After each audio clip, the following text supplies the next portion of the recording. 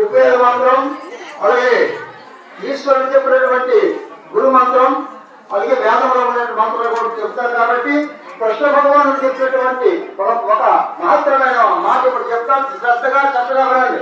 యదా యదా హి ధర్మస్య గ్లానిర్భవతి భారత అభ్యుత్థానం ధర్మస్య తదాత్మానం సృజామ్యహం. ఓం అసునేతే పునరస్మాస తచ్చ పునః ప్రాణవేనాః దేహి భావం సేవ శ్లోకస్య పరమతే మయానందం. ఓం అమృతం నిద్రాణం అమృతమాపః ప్రాణానే ప్రకాశాపతే.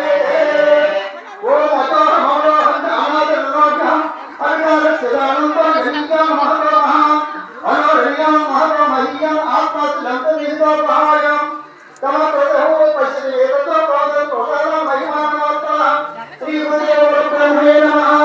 ఆవాహయామి స్థాపయామి పూజయామి నమస్కారం సమర్పయామి.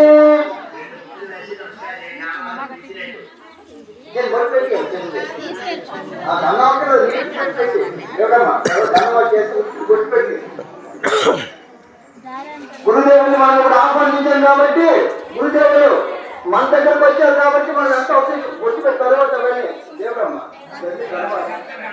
ముందు బొట్టు పెట్టి అందరూ పళ్ళు కోసం దండం పెట్టండి. ఆయనకి పళ్ళు కోసం దండం పెట్టండి. ఓం అజ్ఞాన